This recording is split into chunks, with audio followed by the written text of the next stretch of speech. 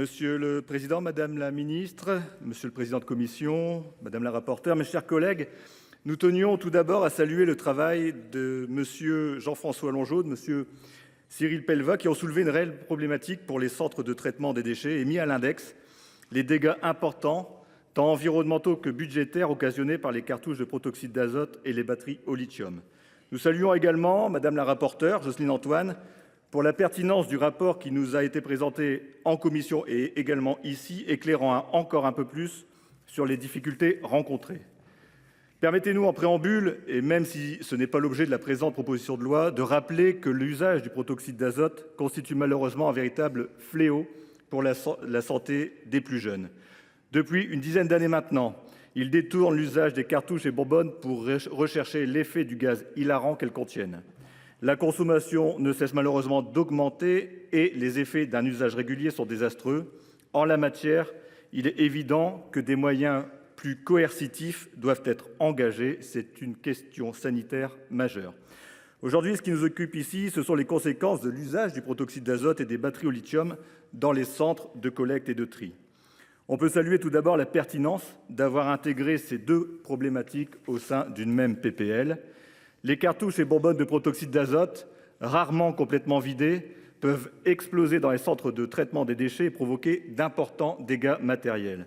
Ces dommages peuvent être constatés jusqu'à une fois par semaine, comme dans le centre de valorisation énergétique de Valenciennes, tout près de chez moi, et entraîner d'énormes surcoûts financiers, 1 million d'euros pour la seule année dernière dans ce centre de valorisation énergétique.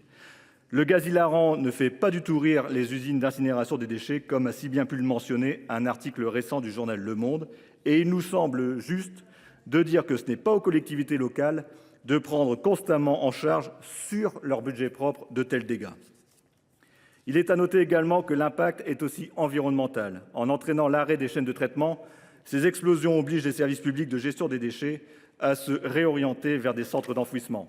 Sans compter les impacts sur les potentiels réseaux de chaleur lorsqu'ils sont effectifs ou encore les risques de blessures pour le personnel dédié.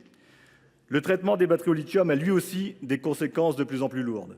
Véritable cauchemar pour les sapeurs-pompiers, les incendies liés à ces batteries ont bondi de 150% en 10 ans et dans 60% des cas, ils surviennent dans les centres de tri. Les batteries au lithium, comme les cartouches de protoxyde d'azote, sont ainsi un calvaire à traiter et encore plus à valoriser.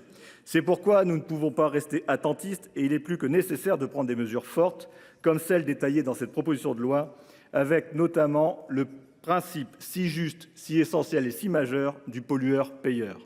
L'intégration des cartouches de gaz de protoxyde d'azote au sein de la REP DDS et la prise en charge de la prévention par les éco-organismes, notamment pour alerter sur l'importance de collecter les piles et les batteries dans des circuits différenciés, vont dans le bon sens. Cela dit, il faut également agir au niveau européen et nous en appelons au gouvernement pour imposer de nouveaux process, de nouvelles normes et notamment contraindre avec force les industriels à produire des cartouches de protoxyde d'azote aux tailles adaptées avec des valves de sécurité car sans cela, le sort des contenants mêlés aux ordures ménagères sans possibilité de tri restera un véritable nœud gordien. Il ne faut pas exonérer les industriels de leurs responsabilités, qu'elles soient sanitaires ou environnementales. Mais dans l'attente, et parce que cette PPL marque un premier pas important, bien loin que le simple symbole, le groupe CRCE-K invite à la soutenir et à la voter pleinement. Je vous remercie. Merci, cher collègue.